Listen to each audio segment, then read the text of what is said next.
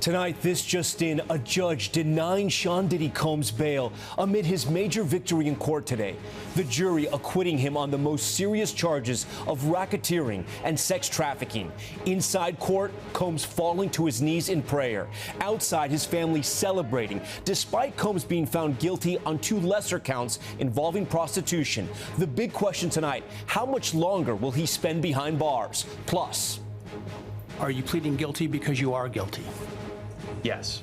One by one, Bryan Kohberger confessing to his crimes. Prosecutors revealing in horrifying detail how he killed 4 University of Idaho students. Kohberger even taking a selfie after the murders. In court, his guilty plea before his own father and mother as the family of his victims had to relive the carnage of their loved ones' brutal murders. Also breaking tonight, 7 people are missing in a massive July 4th disaster. A California warehouse full of fireworks exploding after catching fire. First responders now searching for the missing. What went wrong? Missing in Paradise, authorities searching for an American tourist who vanished in Turks and Caicos. The new details how that 5-year-old fell overboard on that Disney cruise ship going through a porthole and how her dad risked it all to save her. Our series, The Cost of Denial, a St. Louis business owner says a storm damaged his roof. Now his insurance company is damaging his bottom line. The fight headed to court. And Princess Kate opening up. Kate Middleton speaking publicly about her cancer journey, calling it a roller coaster. What she says she's finding the most difficult. This is NBC Nightly News with Tom Yamas. Now to Boise, Idaho, for another stunning moment in court. The man accused in the murders of 4 University of Idaho students pleading guilty on 4 counts of first-degree murder and 1 count of burglary. In a moment, you'll hear how prosecutors detailed the evidence they collected that pointed, in their words and Kohberger's confession, to a premeditated murder of 4 college students. Liz Kreutz was in the courtroom for it all. Tonight, 2.5 years after the brutal murders of 4 University of Idaho students, the man accused of the crimes, Bryan Kohberger, pleading guilty in a Boise courtroom. Are you pleading guilty because you are guilty? Yes. In a chilling moment, Judge Stephen Hippler, one by one, asking Kohberger this question. Murder in the first degree, as it relates to the murder of Madison Mogen, how do you plead guilty or not guilty? Guilty. Haley Gonzalez, how do you plead guilty or not guilty? Guilty. Xana Kernodle, a human being, how do you plead guilty or not guilty? Guilty. Ethan Chapin, a human being, how do you plead guilty or not guilty? Guilty. In the courtroom, families of all the victims, some sobbing and holding hands as prosecutors recounted the disturbing evidence they were ready to present at trial. The defendant's car, the white Elantra, as I've described, circling the 1122 King Road area, that neighborhood, starting around 3:30 or so in the morning. Defendant entered the residence, went to the 3rd floor, and with a knife, killed Madison Mogen and Haley Gonzalez. The defendant, as he left that room, for whatever reason, ended up leaving, or the sheath for a K-bar knife was left on the bed next to Madison Mogen's body. The prosecutor saying before fleeing, Kohberger murdered the other 2 students and then drove home. About 9:30, evidence taken from the defendant's phone that he took a selfie of himself on his phone in what appears to be the bathroom of his Pullman apartment with a thumbs up. Kohberger's plea deal, which takes the death penalty off the table, shocking to even the judge, who said he only learned of it Monday. Some of the families of the victims outraged. Haley Gonzalez's father lashing out at the prosecutor. We didn't agree on anything. He only negotiated with the murder of our children. Kaylee would be ashamed of what happened today.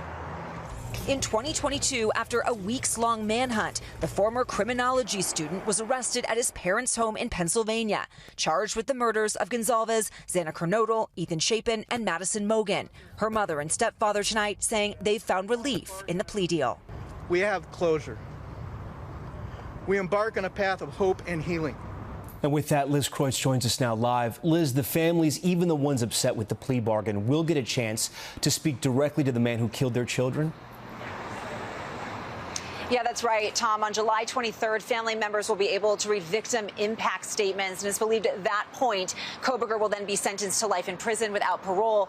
And because this isn't going to trial now, it's likely that key questions will never be answered, including where that murder weapon is, how he chose his victims, and why he did it. Tom. Okay, Liz Kreutz for us. Now to a developing story out of California just as we're getting close to July 4th. Authorities say 7 people are still missing tonight after a massive explosion and blaze at a fireworks facility, all caught on camera. Morgan Chesky has the late details. The building storing commercial fireworks was already up in flames. Our Sacramento station covering it live when the blaze triggered a massive explosion. That warehouse turning into an inferno. I can say I have not seen anything like this. This is obviously an incident of great magnitude. And tonight, authorities say 7 people are still missing at the fireworks company in this rural community outside Sacramento. Authorities say the first call came in at 5:50 last night. Everyone within a 1-mile radius was evacuated.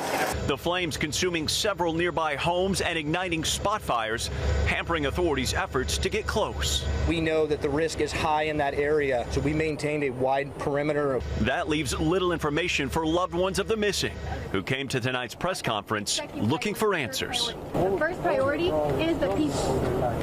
Okay, we're going to go on to the next question. We should go on to the next question. Ciana Ruiz's 18-year-old boyfriend Jesus is still unaccounted for. We have a baby on the way, and I can't even risk things like that right now. He had so much coming for him, and they were saying that there was a... And Morgan, as we cover this story, we're now learning about another fireworks incident, this time in Cape Cod. Yeah, Tom, that's right. Authorities say it appears a vehicle that was delivering fireworks at a golf course caught fire, causing the entire battery of fireworks to explode. And, Tom, we've learned at least one person there was injured. Tom. Morgan Chesky on those 2 developing stories tonight. Morgan, we thank you. We're also following breaking news right now out of New Jersey. Take a look where a small skydiving plane has crashed in the town of Monroe in South Jersey, not far from Philadelphia. You can see several people being put into ambulances there. Local emergency management calling it a mass casualty incident and saying about 15 people were aboard. Multiple people were airlifted to local hospitals. Okay, we turn now to President Trump's legal battle with CBS over a 60 Minutes interview with former Vice President Kamala Harris. CBS's parent company, Paramount, announcing they have now settled with the president for several millions of dollars. Here's Stephanie Gosk. Tonight, a $16 million settlement. Paramount, the parent company of CBS, announcing it will pay President Trump's legal fees and give money to his future presidential library. The president sued CBS over this interview with Vice President Kamala Harris on 60 Minutes during last year's presidential campaign. We're not going to stop pursuing what is necessary for the United States to be clear about where we stand on the need for this war to end. The suit accusing the show of manipulating the editing in Harris's favor, a claim CBS News denied. In June, 60 Minutes anchor Scott Pelley was asked what effect a settlement and apology would have. Will be very damaging to CBS, to Paramount, to the reputation of those companies. Paramount is not issuing an apology, but says it has agreed to release written transcripts of future 60 Minutes interviews with presidential candidates. The Trump legal team calling the settlement another win for the American people, holding the media accountable for their wrongdoing and deceit. The announcement comes as Paramount is looking to merge with Skydance Media, a deal worth $8 billion. It has been stuck, waiting for FCC approval for nearly a year. Paramount previously saying the lawsuit is unrelated to the Skydance merger and the FCC approval process. Following a string of lawsuits this year, media companies and social media platforms have reached settlements with the president worth more than $60 million. In January, ABC News agreed to pay $15 million over on-air comments made by George Stephanopoulos. The terms similar to CBS, though in that case, ABC News did issue a statement of regret. Stephanie Gosk, NBC News, New York. And when we come back, the business owner suing his insurance company. Why he says even though he paid his premiums, he can't get what he believes he's owed. Our series, The Cost of Denial, after this short break. We're back now with our series, The Cost of Denial, and the small business owner who reached out to us after seeing our series. He's in a years-long fight with his insurance company and says his successful furniture business is now at risk. Here's Christine Romans. When the storm hit, Martin Goebel thought he'd be okay. You had insurance. I was fully covered and I was up to date with all of my payments. Making all your payments. You thought you'd be covered. Yes. So you don't think it's fair? Everything going on here is not fair. This is video Goebel shot recently.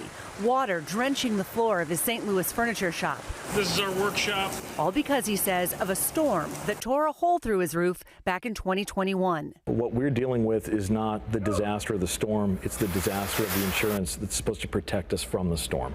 Building coverage, $1 million. Now he's suing Cincinnati Insurance Company for what he believes he's owed from his more than $1 million policy. You can't afford to just fix this roof yourself. No, that's why I have insurance. But the insurer, he says, has only provided money for tarps to replace some machinery and other temporary fixes, far from enough to repair the roof and machinery damaged by hail, rain, and wind.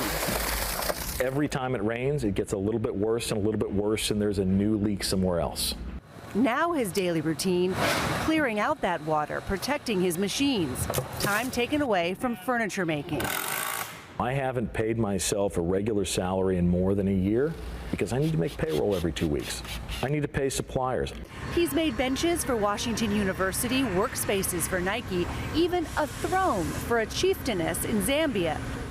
But now he says he's lost hundreds of thousands of dollars, had to cut staff and take on a second job to make ends meet with a newborn at home. The assumption is the storm is the worst day of your life. But in reality, the worst day of your life is the next storm. And you don't know how bad that damage is going to be. That must be frustrating, because if it had just been fixed back in 2021, you wouldn't have these cascading problems. It's extremely frustrating. Cincinnati Insurance says it believes in paying claims quickly and fairly, and that the company pays billions in claims each year. The insurer telling NBC News it can't comment specifically on Goebel's case, but in a court filing said based on their experts' inspections, the existence of hail or wind damage is an open question of fact. A question Goebel calls laughable. He says it was a storm. We checked, and a hailstorm did hit St. Louis at the time. Where there is water coming in right now, where there are beams sagging, where there is roof missing, none of that was a problem. His case now set to go to court next month. I think that every small business owner out there should look at this and say to themselves, what do I do when this happens? Because it's not a question of if, but when. To protect yourself, experts say first read the fine print of your policy and know what the exceptions to coverage are. Second, document your business with photos now, and then again if there's damage. And third, hire your own expert if you need for a written evaluation, Tom. A lot of great tips there, Christine. We thank you for that. We're back in a moment with Princess Kate now speaking out about her cancer journey, calling it a roller coaster. What she said was the hardest part. That's next. We're back now with Princess Kate's emotional new recounting of her recovery from cancer.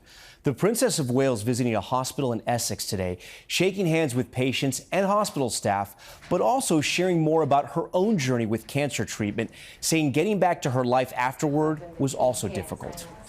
You're not necessarily in the clinical team any longer, but you're not able to function normally at home as you perhaps once used to. The princess also calling a cancer diagnosis life-changing for both patients and their families. Also tonight, police in the Turks and Caicos are searching for an American tourist who went missing while he was traveling with his wife. A private investigator tells us this surveillance video shows 51-year-old Brian Terrence near their resort early in the morning 1 week ago. And an update to that dramatic rescue, a little girl going overboard from a Disney cruise ship. According to the sheriff's office, the 5-year-old was sitting on a railing when she lost her balance and fell backwards through a porthole. Her mother alerted her father, who then jumped into the ocean to save her, treading water until they were both rescued. When we come back, winter wonderland for one little girl. Why one neighborhood created Christmas in June to spark a young girl's holiday joy in the heat of summer. That's next. Finally, there's good news tonight for a town in Maryland where Christmas came early. Our Priscilla Thompson on how they rallied together to make a little girl's wish come true when she needed it the most. Oh my gosh, it looks so good! It began as most Christmas wishes do, with a letter. This community has been incredibly supportive of our family over the last 4 years. Alyssa and Joe Zachman writing not to Santa, but their Maryland neighbors about their 9-year-old daughter, Casey, wanting to celebrate Christmas on June 28th, the date she was diagnosed with brain cancer 4 years ago. This week will be incredibly hot and not the best climate for putting up lights, but we aren't sure how much time we have. With just days to prepare, Santa's helpers went straight to their workshops. All of the neighbors were out there just sweating as we hung Christmas lights. Merry Christmas! Thank you so much! She ran like she hasn't ran in years. She wanted to be right in the middle of it. More than 24 fire trucks and hundreds of homes decorated just for her. Oh my gosh, Case, look on the roof. June 28th for us has been Diagnosis Day, has been a heavy day. For us to now be able to think about June 28th as Christmas in June, especially next year, we're so thankful. A priceless gift from the community that made Christmas come early. Priscilla Thompson, NBC News. And we will be keeping Casey in our prayers. That's Nightly News for this Wednesday. I'm Tom Llamas. Thanks so much for watching. Tonight and always, we're here for you. Good night.